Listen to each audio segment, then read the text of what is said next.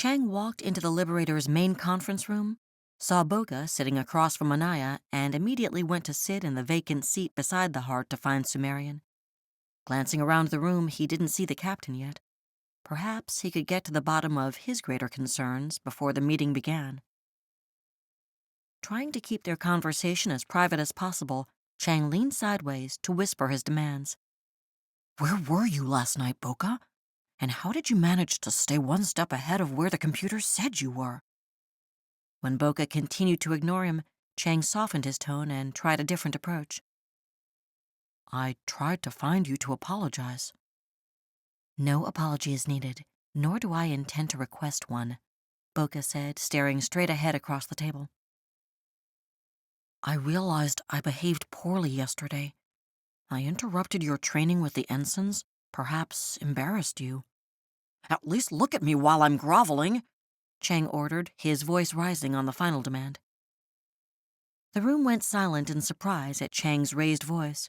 Everyone's gaze turned to them. Boca lifted her chin, trying not to be mortified by all the attention. "Your emotional state is not my concern," she declared, hissing the words. "Now be at peace and let me do the same, Chang." Chang drew in a frustrated breath and swore in his native Greggor tongue as he turned sideways in his seat to face her more fully. Just as he was about to demand a full explanation about why she was avoiding him, the door opened to let in both Captain Sinar and Malachi. The demon came immediately to the empty seat on the other side of him and had the audacity to return his frustrated glare with only a respectful nod. Chang hated that Malachi so thoroughly enjoyed his conflict with the stubborn Sumerian female. "Our discussion is not over," Chang warned in another whisper before facing forward to listen to Sinar.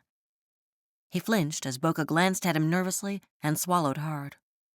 What had he said to scare her now? "Good. No one had conflicts today, I see. Not that I would have allowed any to prevent this meeting," Sinar said. His tone full of sarcasm, but for once, he didn't care what his crew thought of his emotional state. "This discussion is long overdue, and implementing my requests will take some time, so let's get to the point right away. No one, and I mean no one, is leaving the Liberator on any mission again until new tracking measures have been put into place." "Captain, I detect some very strong emotion in that order. Are you angry with our performance?" Gwen asked. "Angry? No, not angry, Commander. Just finally exercising my right to change some things and run the Liberator as I see fit." Sinar pressed the comm button firmly, looking at the entire group as he spoke. "Audio recording requested for this assembly. Grant general access to data. Record and distribute to all participants in the room at this time. Use visual scanning to determine full list." Recording on. Visual scan commencing. Sinar stood so he could walk around the table. "We've had 3 high-ranking crew members and a guest on the Liberator get captured. Some were taken right off my own ship while everyone watched. I've decided changes are required to make sure this never happens again. Up to now, I haven't been much more than just the person who sets our course and arranges missions," Sinar said. "You are hereby put on notice that going forward, I plan to be the person who makes the rules as well." "Again I ask, with all due respect, Captain Sinar, what the hell has got your short so twisted concerning us?" Gwen demanded. "Despite your irreverent tone, that is a good question, Commander. For starters, I'm tired of my crew getting abducted," Sinar said.